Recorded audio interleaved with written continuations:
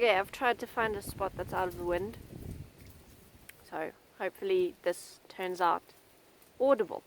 Alright. So I said in my last post that maybe my next video I'll talk a little bit about. Oh wait, no, it wasn't my last post. But anyway, maybe I'll talk about some of the common issues that we face when we take that step in a relationship of living with someone. And I'm going to do that.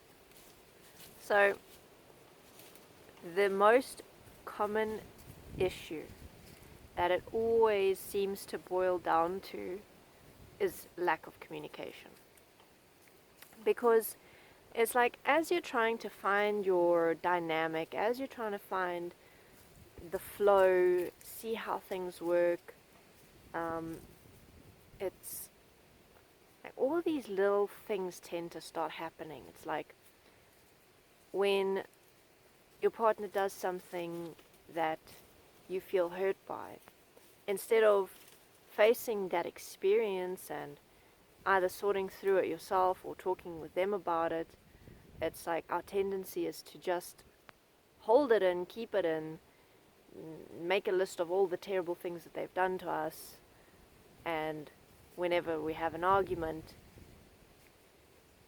that whole list just gets used as ammunition. And yes, that lack of communication is part of the issue, but deeper than that, it's that point of not being willing to communicate. It's like, what is it that's actually holding us back from just simply saying, okay, this is a problem for me.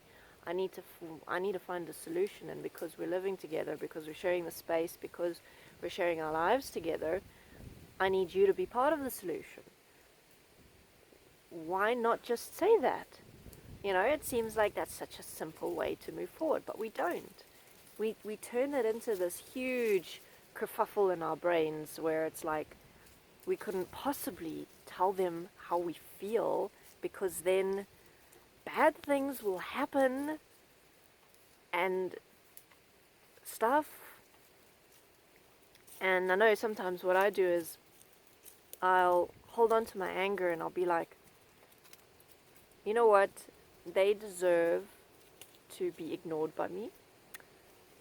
They deserve to know what it feels like when I'm angry with them.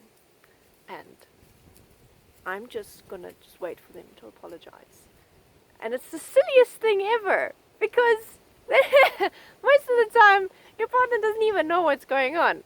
It's like you've made the sacred oath to be angry with them for the rest of time, and they're completely oblivious. They don't even realize that you're angry. And this ties into that point where it's like we expect people to know what we're thinking and what we're feeling without actually sharing ourselves with them. Obviously, people are not going to know what's going on inside if we don't express it, if we don't let them know. And the most constructive way to let someone know that there is a problem that you need help with dealing with, in whichever way, is by speaking about it. And yes, sure, sometimes talking about it is difficult. Sometimes the words don't come out right. Sometimes you feel like an idiot once you've said it. Sometimes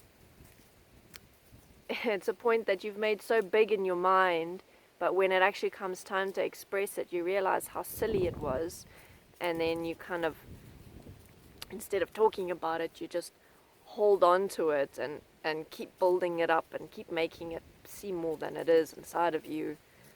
And obviously, you know, that doesn't work. So how do we step across that bridge of going from not being willing to talk about what's going on to being willing to talk about it, to taking that step of, despite how we're feeling, despite anger or irritation or feeling hurt, to talk about it anyway, because especially in a relationship, you are making a commitment to someone that no matter what, you're going to stick it out. You're going to walk this path together. We're going to spend our lives together. So we need to have an effective way to deal with issues, because issues are going to happen. They're going to come up. We're going to hurt each other's feelings now and then, and we need to develop a way to deal with things like that within ourselves, yes, as well as with each other, where what I, for example, want to create is where I'll take responsibility for my reactions, and I am willing and able to speak about it no matter what those reactions are. Because what I've found many times in the past is that I'll have a particular reaction, and because after I've dealt with it, I'll tell myself, no, it's not important, or no, it's silly, no, it's this, no, it's that I never actually end up sharing the point, and therefore never sharing that part of me. It's like I keep parts of myself private. And again, in that relationship dynamic, it's not like it's bad or wrong or destructive, but it does create this kind of like a boundary or a wall where it's like, I'm not completely open. I'm not willing to be completely vulnerable. I'm not willing to go and open myself up completely. And, you know, I know when someone does that with me, that I can feel that. I can feel when someone is not sharing 100%. I know it. It's like we all have this ability to tap into each other's presences and really feel what's going on. So that is what can have an effect on a relationship, that limiting of expression, that limiting of sharing.